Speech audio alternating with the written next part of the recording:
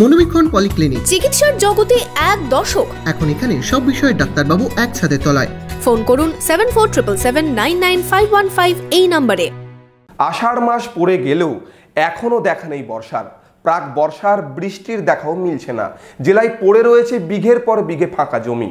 ধান চাষে কি হবে তা নিয়ে সংশয়ে চাষিরা। হিরো বাইকে ঈদুল আজহা লাকি ড্র।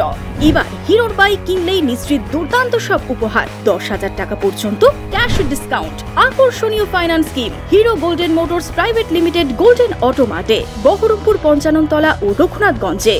আষাঢ় মাসের 3 তারিখ হয়ে গেলেও এখনো বর্ষার দেখা নেই দক্ষিণবঙ্গে।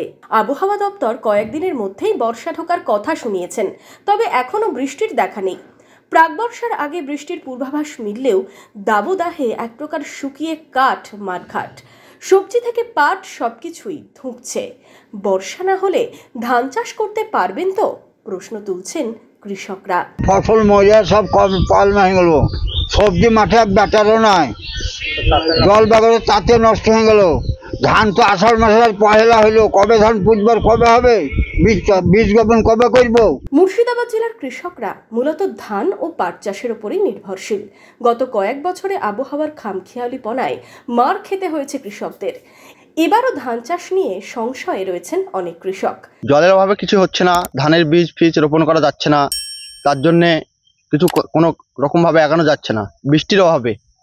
তাতে পাট চাষ করার জন্য, পাট চাষ তো মার খাচ্ছে চাষি, পাট হচ্ছে না ভালো, পাট বড় হয়নি বৃষ্টি জলের অভাবে।